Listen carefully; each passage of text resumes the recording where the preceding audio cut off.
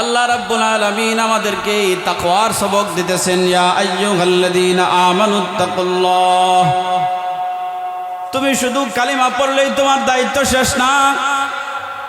কালিমা পড়ার পরে তোমার প্রথম দায়িত্ব হইল তুমি মুত্তাকি হয়ে যাও। মুত্তাকি তুমি যদি হইতে পারো তোমার নামাজ ঠিক হয়ে যাবে।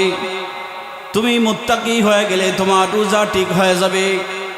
তুমি মুত্তাকি হয়ে গেলে তোমার হজ ঠিক হয়ে যাবে। তুমি মুত্তাকি হয়ে গেলে তোমার যাকাত ঠিক হয়ে যাবে। তুমি যদি মুত্তাকি হয়ে যাইতে পারো তোমার শ্রবণ শক্তি ঠিক হয়ে যাবে। তুমি যদি মুত্তাকি হয়ে যাইতে পারো তোমার দৃষ্টি শক্তি, তোমার দৃষ্টি তখন সংযত হয়ে যাবে। তুমি যদি মুত্তাকি হয়ে যাইতে পারো তখন তোমার জবানটাও কিন্তু সংযত হয়ে যাবে। তুমি যদি মুত্তাকি হয়ে যাইতে পারো তোমার দুইটা হাত তখন সংযত হয়ে যাবে। তুমি যদি মুত্তাকি হয়ে যাইতে পারো তোমার দুইটা পা তখন সংযত হয়ে যাবে। তোমার জবান দিয়ে তখন অহেতুক কথাবার্তা বের হবে না। তোমার কান দিয়ে তখন কিন্তু অহেতুক কথাবার্তা তুমি শুনবে না। তোমার জবান দিয়ে তখন তুমি অহেতুক কথাবার্তা কিন্তু বলবে না। তোমার হাত দিয়ে কিন্তু অন্যায় কোনো আচরণ করবে না। তোমার পায়ের দ্বারা অন্যায় কোনো মজলিসে তখন পাগুলো অগ্রসর হবে না। এই জন্য ঈমানদারের প্রথম দায়িত্ব হইল ঈমান আনার পরে সে যেন মুত্তাকি হয়ে যায়। একজন মানুষ শুধু মুসলমান হবে না, ঈমানদার হবে না, সাথে সাথে তাকে মুত্তাকি হওয়া প্রয়োজন। সে যদি মুত্তাকি হইতে না পারে, ঈমানদার হইতে পারে কিন্তু গুনাহ থেকে বেঁচে থাকা বড় কঠিন হয়ে যাবে। কথা ঠিক না বেঠিক? কালিমা ونعوذ بالله من شرور أنفسنا ومن سيئات أعمالنا. من يهده الله فلا مضل له ومن يضلله فلا هادي له. وأشهد أن لا إله إلا الله وحده لا شريك له. وأشهد أن سيدنا وسندنا وحبيبنا وطبيبنا ومولانا محمدا عبده ورسوله أرسله بالحق بشيرا ونذيرا وداعيا إلى الله بإذنه وسراجا منيرا. أما بعد فقد قال الله تعالى في كلامه المجيد. أعوذ بالله من الشيطان الرجيم. بسم الله الرحمن الرحيم. يا أيها الذين آمنوا اتقوا الله حق تقاته ولا تموتن إلا وأنتم مسلمون. صدق الله مولانا العظيم. আমরা মহব্বতের সাথে সমবেত কণ্ঠে সকলে মনোযোগ সহকারে রাহমাতুল আলামিন নবীর প্রতি সকলে সমবেত কণ্ঠে মহব্বতের সাথে দুরূদ শরীফ পড়ি। সাল্লাল্লাহু আলা সাইয়্যিদিনা ওয়া মাওলানা মুহাম্মদ وعلى آله وأصحابه وسلم صلى الله على سيدنا ومولانا محمد وعلى آله وأصحابه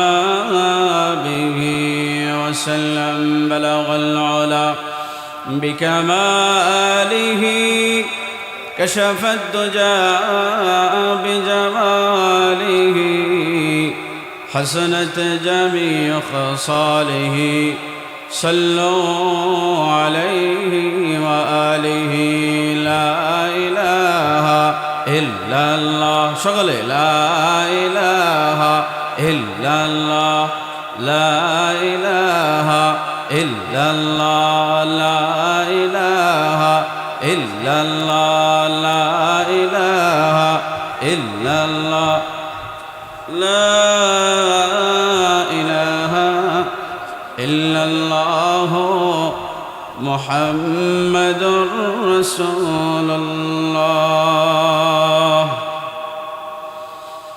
यादों में तेरे सबक बुला दो कोई न मुझको याद रहे यादों में तेरे सबको भुला दो कोई न मुझको याद रहे सब खुशियों को आग लगा दो खाना दिल आबाद रहे अब तो रहे बस तादम आखिर अब तो रहे बस तादम आखिर उर्द जुबा आए मेरे इलाह ला इलाहा इल्लल्लाह ला इलाहा इल्लल्लाह সকলে বলতে পারবো না লা ইলাহা ইল্লাল্লাহ লা ইলাহা ইল্লাল্লাহ লা ইলাহা ইল্লাল্লাহ মুহাম্মাদুর রাসূলুল্লাহ।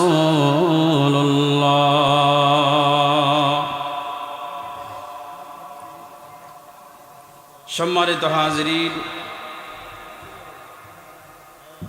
আমি সর্বপ্রথম মহান রব্বুল আলামিনের দরবারে অসংখ্য অগণিত শুকরিয়া জ্ঞাপন করছি, যিনি আমাদেরকে অত্যন্ত মেহেরবানি করে আজকের এই মুবারক মাহফিলে একত্রিত হওয়ার তৌফিক দান করেছেন।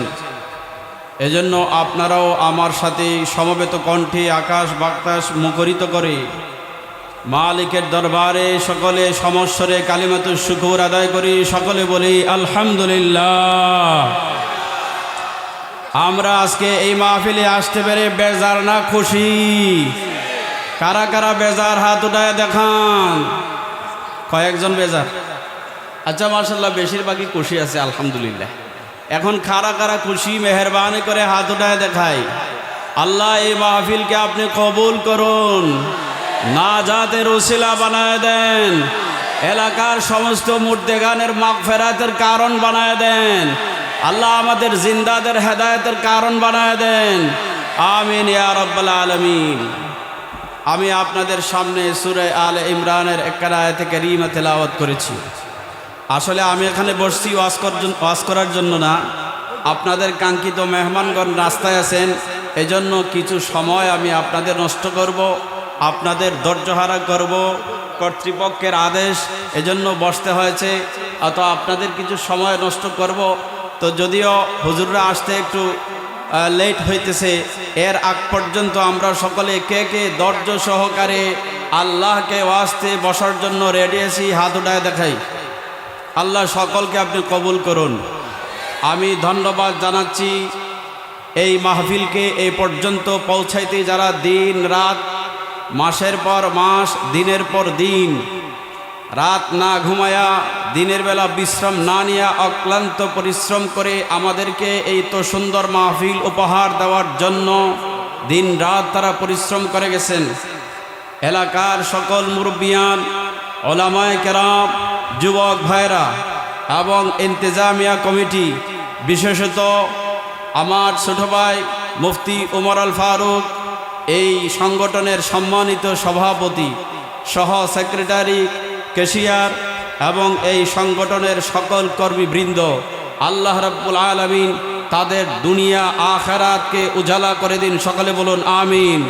আল্লাহ রাব্বুল আলামিন তাদের সকল মাকসাদকে পুরা করে দিন, সকলে বলুন আমিন। তারা যদি এত কষ্ট পরিশ্রম না করতেন তাহলে আমরা এই মাহফিল এত সুন্দর করে আমাদের সামনে সাজানো গোছানো আমরা অবশ্যই পেতাম না। তারা এই মাহফিলকে করতে গিয়ে একদিনের ভিতরেই এত বড় মাহফিল তারা আমাদের জন্য উপহার দেন নাই, বরং আজকে থেকে আপনি যদি গুনেন তাহলে 1 বছর আগ থেকেই তারা এরকম একটা প্রস্তুতি নিয়েছেন যে 1 বছর পরে আমরা ডিসেম্বরের 28 এবং 29 তারিখে এরকম একটা মাহফিল এই জায়গায় হবে। পরের কথা হইল, যেখানে মাহফিল হয়, দ্বীনি কথাবার্তা হয়, উলামায়ে কেরাম বুজুর্গানে দ্বীনের মুখ থেকে কোরআন ও হাদিসের আলোচনা হয়, এই জায়গাটা কিছু সময়ের জন্য জান্নাতের টুকরা হয়ে যায়, বলেন সুবহানাল্লাহ। সুতরাং এই সামিয়ানার নিচে আজকে যারা উপস্থিত হয়েছেন, আমি বুকে হাত দিয়ে বলতে পারি আল্লাহ রাব্বুল আলামিনের রহমত এবং আল্লাহ রাব্বুল আলামিনের মাগফিরাতের উপরে শতভাগ আস্থা রেখে বলতে পারি আল্লাহ রাব্বুল আলামিন আমাদের কাউকে আজকে এই মজলিস থেকে গুনাহ দিয়ে বিদায় দিবেন না ইনশাআল্লাহ। এজন্য এই মাহফিলগুলো হচ্ছে আমাদের তওবা এবং নাজাতের একটি কারণ, বলেন ঠিক না বেঠিক? এজন্য যেখানে এই ধরনের মাহফিলের আওয়াজ শোনা যায়, যেখানে এই ধরনের মাহফিলের স্লোগান শোনা যায়, যেখানে এই ধরনের মাহফিলের প্রচারণা শোনা যায়, যদি পয়সা খরচ করে হয়, সময় নষ্ট করেও হয়, কাজ বাদ দিয়েও যদি হয়, তাহলেও এই সমস্ত মাহফিলে আমাদের আসার দরকার আছে না নাই? এই সমস্ত মাহফিলে আসলে আমাদের মুর্দা দিলগুলা জিন্দা হয়, কথা ঠিক না বেঠিক? এই সমস্ত মাহফিলে আমরা যত হাজিরা দেব আমাদের দিল ততই জিন্দা হবে ইনশাআল্লাহ। আমাদের দিল দুনিয়ামুখী হতে হতে এই পরিমাণ মুর্দা হয়ে গেছে যে কবরের মুর্দার যেরকম রোহানি শক্তি আছে, এর চাইতে আমাদের রোহানি শক্তি আরো দুর্বল হয়ে গেছে, কথা ঠিক না বেটি? এর চাইতে কবরের মুর্দার রোহানি শক্তি আমাদের চাইতে ভালো আছে, কিন্তু আমাদের দিলের অবস্থা এমন হয়ে গেছে দুনিয়ামুখী হইতে হইতে দুনিয়ার মোহে আমাদের দিলকে এত খারাপ করে দিছে যে কবরের মুর্দার রুহের চাইতে আমাদের রুহ আরো দুর্বল হয়ে গেছে। এই জন্য আল্লাহ রাব্বুল আলামিন আমাদের মুর্দা দিলকে জিন্দা করার জন্য হযরত আদম আলাইহিস সালাতু ওয়াস সালাম থেকে আখেরি পয়গম্বর পর্যন্ত কমে বেশি 1,24,000 পয়গম্বর এই পৃথিবীতে আমাদের নাজাত ও হেদায়েতের মাধ্যম হিসেবে প্রেরণ করেছেন, কথা ঠিক না বেঠিক? আখেরি পয়গম্বর সাল্লাল্লাহু আলাইহি ওয়াসাল্লাম, যিনি খাতামুন নবিয়্যিন, রাহমাতুল লিল আলামিন, সাইয়্যিদুল মুরসালিন মুহাম্মদ আরবি সাল্লাল্লাহু আলাইহি ওয়াসাল্লামের উপর আল্লাহ রাব্বুল আলামিন সর্বশ্রেষ্ঠ কিতাব, সর্বশেষ কিতাব কোরআনুল কারীম নাজিল করেছেন, কথা ঠিক না বেঠিক? আল্লাহ রাব্বুল আলামিন যুগে যুগে নবী পয়গম্বরদের সাথে কিতাবও তাদেরকে দিয়েছেন, যাতে এই সমস্ত পয়গম্বরগণ আল্লাহর আসমানি কিতাবের মাধ্যমে মানুষকে হেদায়েতের রাস্তার দিকে পথ প্রদর্শন করতে পারেন। সেই হিসাবে সেই ধারাবাহিকতায় আল্লাহ রাব্বুল আলামিন আখেরি পয়গম্বর, শেষ পয়গম্বর, শ্রেষ্ঠ পয়গম্বর মুহাম্মদ আরবি সাল্লাল্লাহু আলাইহি ওয়াসাল্লামকেও একখানা কিতাব দান করেছেন। সেই কিতাবের নাম হচ্ছে আল কোরআনুল কারীম। সেই কিতাবের নাম কি? আল কোরআনুল কারীম। এই মহাগ্রন্থ আল কোরআন থেকে আমি আপনাদের সামনে একখানা আয়াতে কারীমা তেলাওয়াত করেছি, যে আয়াতি আল্লাহ রাব্বুল আলামিন পৃথিবীর সমস্ত মুমিন মুসলমান ইমানদার নারী পুরুষ ছোট বড় বৃদ্ধ আবাল বনিতা সকলকে লক্ষ্য করে বলতেছেন, সে হোক প্রাচ্যের, হোক প্রতীচীর, সে হোক পূর্বের, হোক পশ্চিমের, সে হোক উত্তরের, হোক দক্ষিণের, হোক বাংলার, হোক পাকিস্তানের, হোক ইউরোপের, হোক আমেরিকার, সে যদি হয় মুসলমান, সে যদি হয় একজন ইসলামের দাবিদার, আল্লাহ রাব্বুল আলামিন কথাটা তাকেই বলতেছেন। ইয়া আইয়ুহাল্লাযীনা আমানুত্তাকুল্লাহ হাক্কা তুকাতিহি ওয়া লা তামুতুন্না ইল্লা ওয়া আনতুম মুসলিমুন।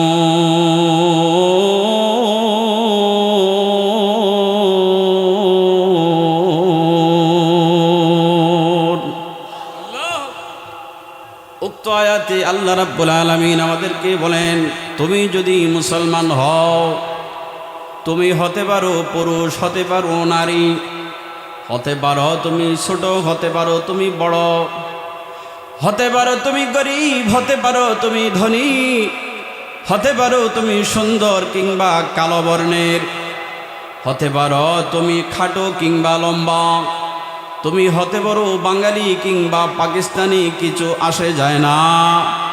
তুমি যেই গোত্রের হও, যে বর্ণের হও, যেই উচ্চতার হও, তুমি যেই পরিমাণ সম্পদের মালিক হও না কেন, আমি আল্লাহ তোমাকে এই কথাটা বলতেছি। সুতরাং এই আয়াতে আল্লাহ রাব্বুল আলামিন বলতেছেন, আমরা যারা স্টেজে বসা আছি তাদেরকেও, যারা আপনারা আমার সামনে আছেন তাদেরকেও, মাইকের আওয়াজ যত দূর পর্যন্ত পৌঁছতেছে তাদেরকেও। কথা ঠিক না বেঠিক? কোরআনের কথা কি শুধু উলামায়ে কেরামের জন্য? তাহলে আপনারা বুঝেন নাই আমার কথা। কোরআনের নির্দেশনা, কোরআনের আদেশ এবং নিষেধ, এটা কি শুধু দাড়ি টুপিওয়ালা আর মুসলমান আর উলামায়ে কেরামের জন্য নাকি? কি বলেন আপনারা? কোরআনের কথা কার জন্য? কোরআনের কথা সমস্ত মুমিন মুসলমানের জন্য, কোরআনের কথা সমস্ত মানব জাতির জন্য, কোরআনের কথা সমস্ত মুসলমানের জন্য, কোরআনের কথা সমস্ত মানব জাতির জন্য। শুধু তাই নয়, আখেরি পয়গম্বর সাল্লাল্লাহু আলাইহি ওয়াসাল্লাম কি আল্লাহ রাব্বুল আলামিন জিন্ন ইনসানের নবী বানায় পাঠাইছেন। কথা ঠিক না বেঠিক? এজন্য আল্লাহর হাবিব একদিন মক্কার মধ্যে নামাজ পড়তেছেন, জিনদের একটা দল আল্লাহর হাবিবের নামাজের কাতারের মধ্য দিয়া হাইটা যাইতেছে।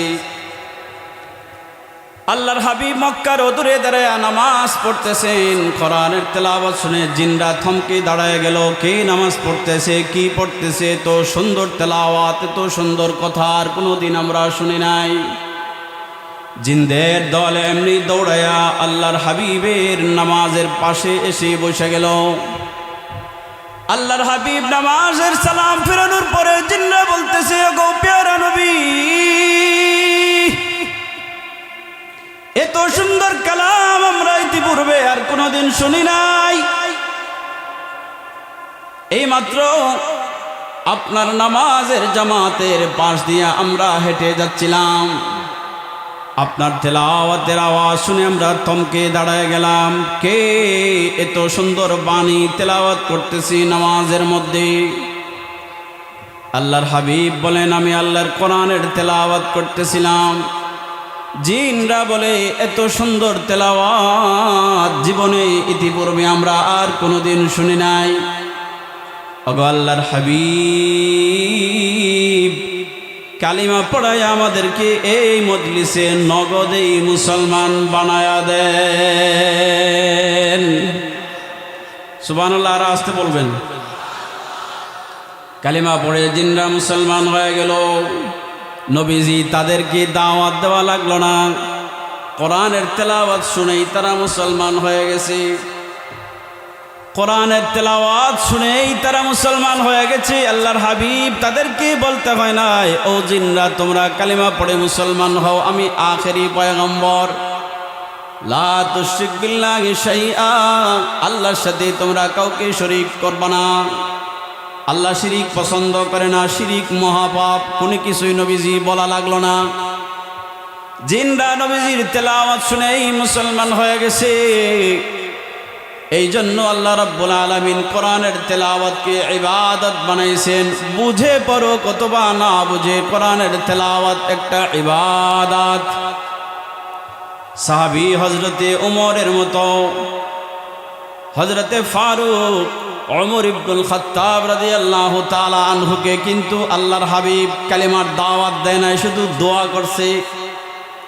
উমর যেদিন মুসলমান হবে এর আগের রাত্রে আল্লাহর হাবিব উমরের জন্য দোয়া করছে। উমর ইবনুল খাত্তাব, উমর ইবনে হিশাম,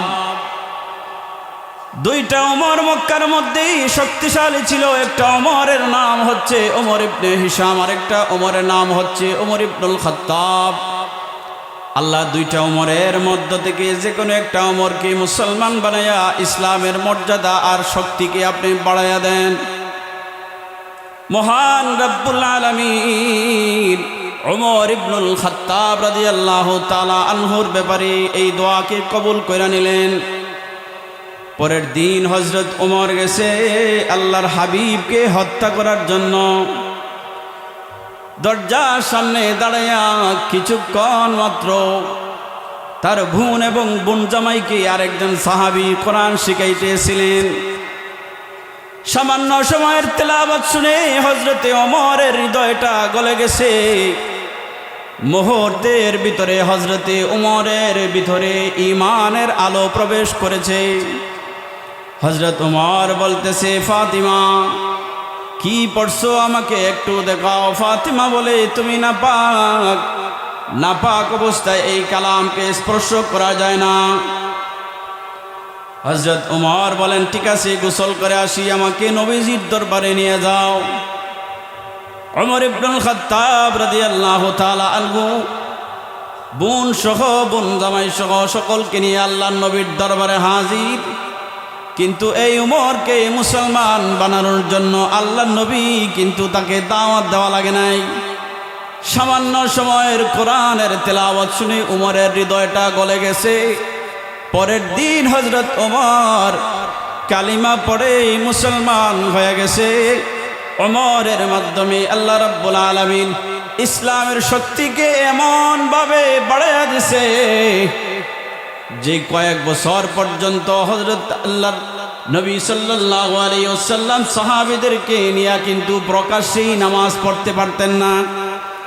আল্লাহর নবী কিন্তু প্রথমে 2-3 বছর যাবৎ প্রকাশ্যে নামাজ পড়তে পারেন নাই। সীমাবদ্ধতা ছিল, কাফেরদের নির্যাতন, কাফেরদের জুলুম, কাফেরদের নিষ্পেষণ, এই সমস্ত কারণে আল্লাহর হাবিব কিন্তু প্রকাশ্যে নামাজ পড়তে পারেন নাই।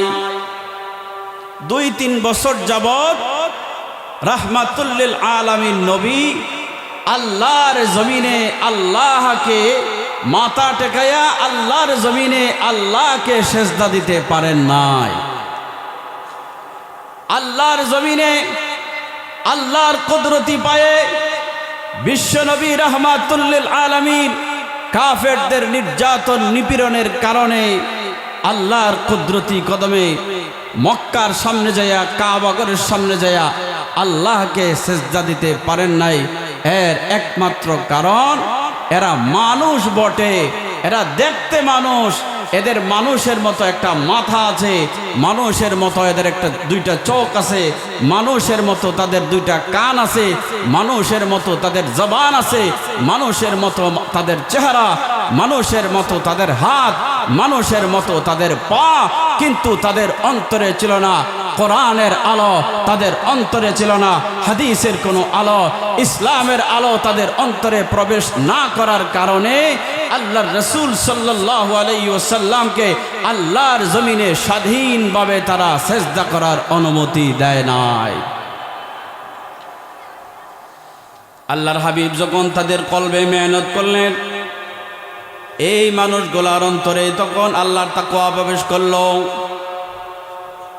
আল্লাহ রাব্বুল আলামিন আমাদেরকে এই তাকওয়ার সবক দিতেছেন, ইয়া আইয়ুহাল্লাযীনা আমানুত্তাকুল্লাহ। তুমি শুধু কালিমা পড়লেই তোমার দায়িত্ব শেষ না। কালিমা পড়ার পরে তোমার প্রথম দায়িত্ব হইল তুমি মুত্তাকি হয়ে যাও। মুত্তাকি তুমি যদি হইতে পারো তোমার নামাজ ঠিক হয়ে যাবে। তুমি মুত্তাকি হয়ে গেলে তোমার রোজা ঠিক হয়ে যাবে, তুমি মুত্তাকি হয়ে গেলে তোমার হজ ঠিক হয়ে যাবে, তুমি মুত্তাকি হয়ে গেলে তোমার যাকাত ঠিক হয়ে যাবে, তুমি যদি মুত্তাকি হয়ে যাইতে পারো তোমার শ্রবণ শক্তি ঠিক হয়ে যাবে, তুমি যদি মুত্তাকি হয়ে যাইতে পারো তোমার দৃষ্টি শক্তি, তোমার দৃষ্টি তখন সংযত হয়ে যাবে, তুমি যদি মুত্তাকি হয়ে যাইতে পারো তখন তোমার জবানটাও কিন্তু সংযত হয়ে যাবে, তুমি যদি মুত্তাকি হয়ে যাইতে পারো তোমার দুইটা হাত তখন সংযত হয়ে যাবে, তুমি যদি মুত্তাকি হয়ে যাইতে পারো তোমার দুইটা পা তখন সংযত হয়ে যাবে, তোমার জবান দিয়ে তখন অহেতুক কথাবার্তা বের হবে না, তোমার কান দিয়ে তখন কিন্তু অহেতুক কথাবার্তা তুমি শুনবে না, তোমার জবান দিয়ে তখন তুমি অহেতুক কথাবার্তা কিন্তু বলবে না, তোমার হাত দিয়ে কিন্তু অন্যায় কোনো আচরণ করবে না, তোমার পায়ের দ্বারা অন্যায় কোনো মজলিসে তখন পাগুলো অগ্রসর হবে না।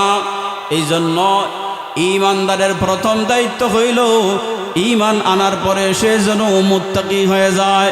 একজন মানুষ শুধু মুসলমান হবে না, ঈমানদার হবে না, সাথে সাথে তাকে মুত্তাকি হওয়া প্রয়োজন।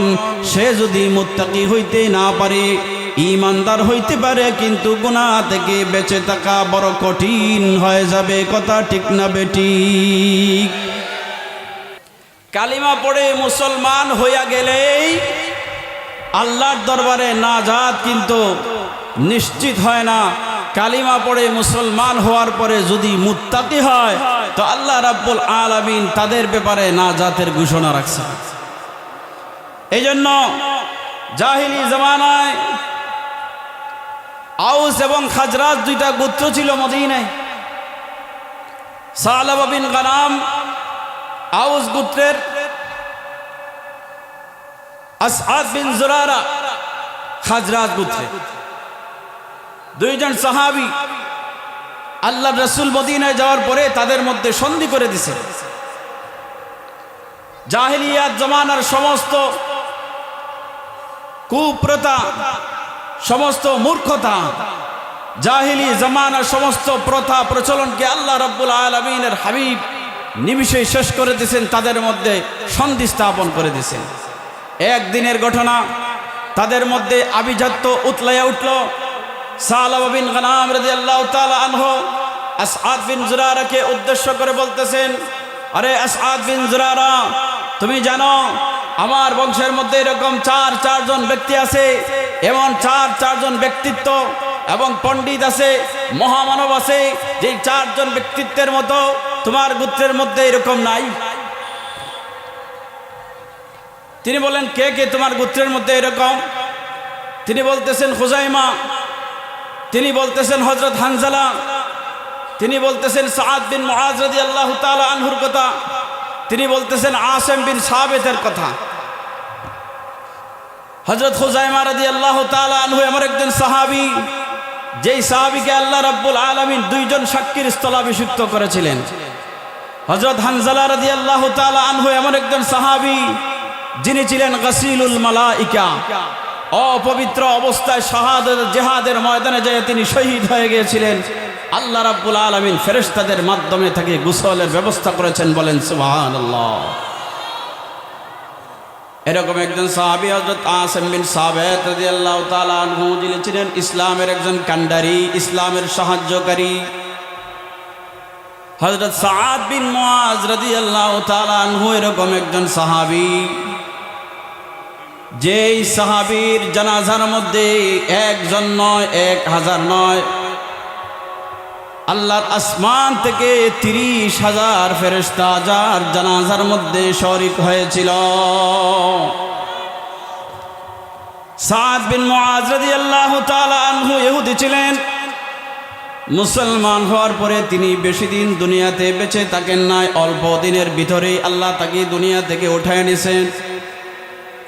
যেমন উসমান হাদি 32 বছর বয়সে এত জনপ্রিয়তা আল্লাহ রাব্বুল আলামিন তাকে দিছে।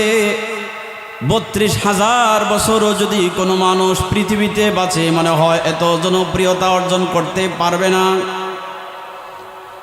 সাআদ বিন মুআজের মতো একজন সাহাবী অল্প দিনের ভিতরে এত জনপ্রিয়তা অর্জন করলেন।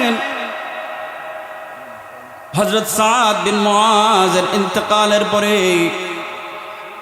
আসমান থেকে একজন নয়, দুইজন নয়, 30,000 ফেরেশতা নবীর সাহাবীরা হযরতে সাদ বিন মুআজ রাদিয়াল্লাহু তাআলা আনহুকে দাফন করার জন্য কবরে লাশটা বহন করে নিয়ে যাইতেছে। ইহুদিরা বলতেছে, এ মুহাম্মদ, সাদ বিন মুআজ তো বড় মোটা সোটা শরীরের এক অধিকারী একজন সাহাবী। হযরত সাদ বিন মুআজ রাদিয়াল্লাহু তাআলা আনহু একজন স্বাস্থ্যবান সাহাবী ছিলেন। খাটিয়াটা তো ওজন হওয়ার কথা, সাদ বিন মুআজের খাটিয়া তো হালকা কেন? আল্লাহর হাবিব জবাব দেয়, রে ইহুদিরা, তোমরা জানো না আমার সাদ বিন মুআজকে সম্মান জানানোর জন্য, তার জানাজাকে বড় করার জন্য আসমান থেকে আল্লাহ রাব্বুল আলামিন 30,000 ফেরেশতা পাঠায় দিয়েছে। নবীর সাহাবীরা বলতেছে, আল্লাহর হাবিব, আপনি পায়ের আঙ্গুলের উপরে ভর দিয়া চলেন কেন? আল্লাহর হাবিব জবাব দেয়, রে আমার সাহাবীরা, তোমরা জানো না আজকের এই জানাজাকে সুসজ্জিত করার জন্য, এই জানাজাকে বড় করার জন্য আল্লাহ রাব্বুল আলামিন আসমান থেকে এই পরিমাণ ফেরেশতা নাজিল করেছেন, যাদের কারণে আমি জমিনের মধ্যে পা রেখে চলা সম্ভব হচ্ছে না বলে আমি পায়ের আঙ্গুলের উপরে ভর করে করে চলতেছি। সালামা বিন গানাম বলেন, আমার গোত্রে 4 জন ব্যক্তি আছে যারা মহান: খুজাইমা, আসেম, হানজালা, সাদ বিন মুআজ। আসহাদ বিন জুরারা কয়, আমার বংশের মধ্যেও 4 জন আছে। আমার বংশের মধ্যে আছে উবাই ইবনে কাব রাদিয়াল্লাহু তাআলা আনহুর মতো সাহাবী। আমার বংশের মধ্যে আছে হযরতে আবু যায়েদ। আমার বংশের মধ্যে আছে যায়েদ বিন সাবিত। আমার বংশের মধ্যেও এরকম 4 জন মহান ব্যক্তিত্ব আছেন। 2 জনের মধ্যে কথা কাটাকাটি হতে হতে পর্যায়ে এরকম দাঁড়াইল, যুদ্ধের মতো একটা অবস্থা। 2 দল তরবারি নিয়ে হাজির, ময়দানে যুদ্ধ হবে। আচ্ছা বলেন তো, এই যুদ্ধটা কিসের জন্য হইতেছে? ইসলামের জন্য হইতেছে না আভিজাত্যের জন্য? আভিজাত্যের জন্য। এই যুদ্ধটা কি ইসলামের জন্য না বেটাগিরির জন্য? এই যুদ্ধটা ইসলামের জন্য নাকি নিজের পেশি শক্তিকে প্রকাশ করার জন্য? নিজের পেশি শক্তিকে প্রকাশ করার জন্য। এই যুদ্ধ ইসলামের জন্য ছিল না, এই যুদ্ধ ঈমানের জন্য ছিল না, এই যুদ্ধ কোরআনের জন্য ছিল না, এই যুদ্ধ নবীর জন্য ছিল না, এই যুদ্ধ ন্যায়ের পক্ষে ছিল না, এই যুদ্ধ নিজের আভিজাত্যকে প্রকাশ করার জন্য, এই যুদ্ধ নিজের বেঠাগিরি দেখানোর জন্য, এই যুদ্ধ ছিল নিজের দলকে ভারী করার জন্য। আল্লাহর হাবিব সাল্লাল্লাহু আলাইহি ওয়াসাল্লাম ঘটনা পরিলক্ষিত যখন হইল, তাদের মাঝখানে যারা দাঁড়ায় গেলেন আর বলতেছেন, জাহিলি যুগের প্রথা বুঝি তোমরা এখনো ছাড়তে পারলে না? সাথে সাথে আল্লাহ রাব্বুল আলামিন জিব্রাইলকে দিয়ে আয়াত পাঠিয়ে দিলেন, ও জিব্রাইল, যাও আমার হাবিবকে জানায় দাও, আমি আল্লাহ বংশ গৌরবকে পছন্দ করি না, আমি আল্লাহ সৌন্দর্যকে পছন্দ করি না, আমি আল্লাহ ধন দৌলতকে পছন্দ করি না, আমি আল্লাহ কে বড় আর কে ছোট সেটা পছন্দ করি না, কে কোন দেশের অধিবাসী আমি সেটা পছন্দ করি না, কে ধনী আর গরিব আমি সেটা পছন্দ করি না, কে আরবি আর কে আজমি আমি সেটাও পছন্দ করি না, কার টাকা আছে কার টাকা নাই আমি সেটাও পছন্দ করি না। আমি আল্লাহ যেটা পছন্দ করি সেটার নাম হচ্ছে ইত্তাকুল্লাহ। ও আমার হাবিব, আপনার উম্মতকে জানায় দেন, তোমাদের বংশ গৌরবকে প্রকাশ করার জন্য তোমরা যুদ্ধ করতেছো। না না না, বংশ গৌরবকে প্রতিষ্ঠিত করার জন্য কোনো যুদ্ধ হবে না, যুদ্ধ হবে একমাত্র ইসলামের জন্য। সুতরাং দেখা গেল তোমাদের তাকওয়ার মধ্যে ঘাটতি চলে এসেছে। তোমরা আল্লাহকে ভয় করো, জাহিলি যুগের সমস্ত প্রথা প্রচলনকে বাদ দিয়া দাও। জাহিলি যুগের সমস্ত প্রথা প্রচলনকে তোমরা বাদ দিয়ে দাও। বংশ গৌরবকে প্রতিষ্ঠিত করার জন্য তোমরা এভাবে যুদ্ধ করবে, এটা হতে পারে না। যুদ্ধ করবে তোমরা আল্লাহর দ্বীনকে আল্লাহর জমিনে প্রতিষ্ঠিত করার জন্য। আল্লাহর হাবিব সাল্লাল্লাহু আলাইহি ওয়াসাল্লাম অনেক যুদ্ধে সশরীরে শরীক হয়েছেন। নিজের রিসালাতকে প্রতিষ্ঠিত করার জন্য নয়, নিজের নবুয়তকে প্রতিষ্ঠিত করার জন্য নয়, আল্লাহর জমিনে আল্লাহর দ্বীনকে প্রতিষ্ঠিত করার জন্য। বলেন ঠিক না বেঠিক? আল্লাহর জমিনে আল্লাহর দ্বীনকে প্রতিষ্ঠিত করার জন্য রাসূল করিম সাল্লাল্লাহু আলাইহি ওয়াসাল্লাম বদরে শরীক হয়েছেন।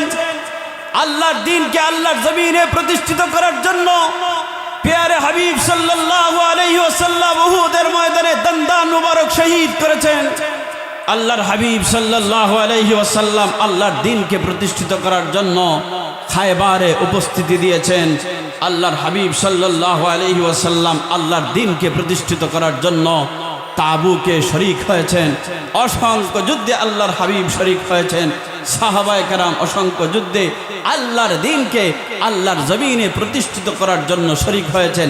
আভিজাত্য প্রকাশ করার জন্য নয়, আমি মুহাম্মদ কুরাইশ বংশের একজন ব্যক্তি, আমি বনি আদমের শ্রেষ্ঠ ব্যক্তিত্ব, এটা প্রকাশ করার জন্য আল্লাহর হাবিব যুদ্ধের ময়দানে যায় মানুষের সাথে জিহাদ করেন নাই, যুদ্ধ করেছেন আল্লাহর দ্বীনকে আল্লাহর জমিনে প্রতিষ্ঠিত করার জন্য।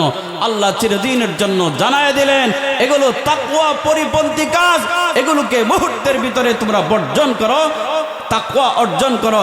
তাকওয়া অর্জন করলে পরে তোমাদের ভিতর থেকে আভিজাত্যের মায়া, মহব্বত, বংশ গৌরব, সৌন্দর্যের গৌরব, ধন দৌলতের গরমি, এই সব কিছু চলে যাবে। এই জন্য আল্লাহ রাব্বুল আলামিন তাকওয়ার সবক দিতেছেন, ইয়া আইয়ুহাল্লাযীনা আমানুত্তাকুল্লাহা হাক্কা তুকাতি, তোমরা আল্লাহকে ভয় করার মতো ভয় করো। আমরা যদি আল্লাহ রাব্বুল আলামিনকে ভয় করার মতো ভয় করতে পারি, তবে আমাদের দ্বারা ওমর ইবনুল খাত্তাব সকালবেলা আল্লাহ রসুলের সাথে ডিল করে গেছেন, জোহরের নামাজে আসবেন না, কারণ জান্নাতের সার্টিফিকেট পাওয়া গেছেন, এখন আর নামাজ পড়ার দরকার নাই। আমাদের সমাজে কিছু বন্ড পীর আসেনি, যারা বলে বাবার কাছে মুরিদ হইলে নামাজ রোজা লাগে না। পানির নিচে মোমের বাতি বান বাতাসে ধরে না, বাবার কাছে মুরিদ হইলে নামাজ রোজা লাগে না। পানির নিচে মোমের বাতি জ্বলতে দেখছেননি আপনি? আর যদি জ্বলে ও বান বাতাসে ধরার কথা নেই, পানির নিচে মোমবাতি জ্বললে এটারে বান বাতাসে ধরে কেমনে? নিঃসন্দেহে বন্ড পীর, কোনো সন্দেহ। এমন পীরের কাছে যারা মুরিদ হবে, মনে রাখবেন পীরও জাহান্নামী, মুরিদও জাহান্নামী। এক পীর তার মুরিদদের মধ্যে ঘোষণা দিল, তোমরা যদি আমার কাছে মুরিদ হও, ফুলসিরাতের পোল তোমাদেরকে বিদ্যুতের গতিতে আমি পার করায় নেব। আরে বাপরে বাপ, এ সাধারণ ঘোষণা? কি মনে করেন সাধারণ ঘোষণা এটা? ফুলসিরাতের পোল 30,000 বছরের রাস্তা, উঠতে 10,000, সমান 10,000, নামতে 10,000। ঘোষণা দিল, তোমরা আমার কাছে যারা মুরিদ হইবা, এই 30,000 বছরের ফুলসিরাতের রাস্তা বিদ্যুতের গতিতে পার করায় নিব, নামাজ রোজা তোমাদের কিছুই লাগবে না।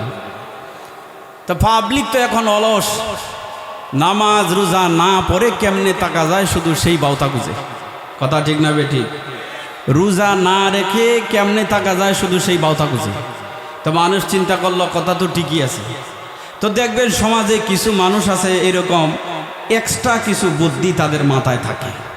মানে ডান পকেটে কিংবা বাম পকেটে কিংবা বুকের পকেটে তাদের এক্সট্রা একটা বুদ্ধি থাকে, তাকে কি থাকে না? আসেনি এরকম?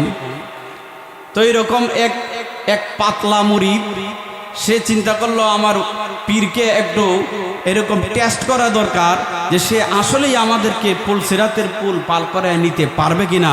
এটা তো দুনিয়াতে একটু টেস্ট করা দরকার, কারণ আল্লাহ রসুল বলছেন পুলসিরাতের পুল একে তো 30,000 বছরের রাস্তা, আরেক তো খোরের চাইতেও ধারালো, আরেক তো আমাবস্যার রাত্রির চাইতেও আরো অন্ধকার। এরকম কঠিন একটা মুহূর্তে পৃথিবীর সমস্ত জিন ইনসানকে সেই পুলসিরাতের পুল পার হয়ে জান্নাতে যেতে হবে, যেই পুলের নিচে হচ্ছে জাহান্নাম, যেই পুল চুলের চাইতেও চিকন, খোরের চাইতেও ধারালো, আমাবস্যার রাত্রির চাইতেও আরো অন্ধকার। এরকম একটা পুলকে পার হইয়া না যাওয়া পর্যন্ত কেউ জান্নাতে প্রবেশ করতে পারবে? মুরিদ চিন্তা করলো তাকে টেস্ট করা দরকার। পীর সাহেবকে দাওয়াত দিছে, তার বাড়ি হইল ওই রকম, মনে করেন যে মেইন রুট থেকে ছোট্ট একটা আইল দিয়া তার বাড়িতে যেতে হয়। এখন তো আমাদের এই বাড়ি পর্যন্ত আসতে বড় বড় আইল হয়ে গেছে, আগে ছোট ছোট আইল ছিল। এই কয়েক বছর হয়েছে মনে করেন এই বড় বড় রাস্তা হয়েছে। সে তার পীরকে দাওয়াত দিছে, এই পীর সাহেব আপনি আসবেন আমার বাড়িতে, আপনার দাওয়াত। ঘটনাক্রমে এই দিন একটু বৃষ্টি হয়েছে, এই দিন একটু কি হয়েছে? বৃষ্টি হয়েছে। তো পীর সাহেব মেইন রুট থেকে নামার পরে মুরিদের বাড়ি যেহেতু আইল পার হইয়া যাইতে হবে, সুতরাং মুরিদ তো আর কান্দে করে তারা নিতে পারবে না। সেও দুর্বল মানুষ, পাতলা মানুষ, কিন্তু তার এক্সট্রা কিছু বুদ্ধি আসার কারণে পীরকে টেস্ট করতেছে, পুলসিরাতের পুল সে পার করে নিতে পারলে এই আইল দিয়া সে নিজে যাইতে পারবে। যদি এই আইল দিয়া সে নিজে পার হইয়া যাইতে পারে তাহলে বুঝবো সে পুলসিরাতের পুলও আমাদেরকে পার করে নিতে পারবে। পীর সাহেব যখন মেইন রুট থেকে নামলো, নামার পরে বলতেছে হুজুর এই আইল দিয়ে আমার ঘর পর্যন্ত যাইতে হবে। কয় বলো কি, এরকম ছোট্ট মোট্ট একটা আইল দিয়া তোমার ঘর পর্যন্ত যাওয়া এটা কি সম্ভব? শেষ পর্যন্ত যখন আর কোনো উপায় অন্তর নাই, রাস্তা থেকে নাইমা এই আইল দিয়ে হাঁটা শুরু করছে, কারণ আর তো কোনো ব্যবস্থা নাই, এভাবেই তাকে যাইতে হয়। সে যখন আস্তে আস্তে হাঁটা শুরু করলো, মাঝ আইলের মধ্যে আইসা পা পিছলায়া জমিনের মধ্যে পড়ে গেছে। যেমনে পা পিছলায়া জমিনের মধ্যে পড়ে গেছে, এমনই এই মুরিদ তার গর্দানের মধ্যে পা দিয়া উপর জুপরি লাফতে শুরু করছে। পীর সাহেব আপনি হাসরের ময়দানে আমাদেরকে পুলসিরাতের পুল পার করায় নিবেন, আর মেইন রুট থেকে আমার বাড়ি পর্যন্ত সামান্য একটা এই আইল যেটা চুলের চেয়েও চিকন না, আমাবস্যার রাত্রির চাইতেও অন্ধকার না, খুরের চাইতেও ধারালো না, এরকম একটা আইল পার হয়ে আমার বাড়ি পর্যন্ত যাইতে পারেন না, আর আপনি আখিরাতের ময়দানে কঠিন হাসরে পুলসিরাতের পুল পার করিয়া আমাদেরকে জান্নাতে নিয়ে যাইবেন। বাউতাবাজির আর জায়গা বান্না খুঁজে মিয়া। হযরত ওমর ইবনুল খাত্তাব রাদিয়াল্লাহু তাআলা আনহু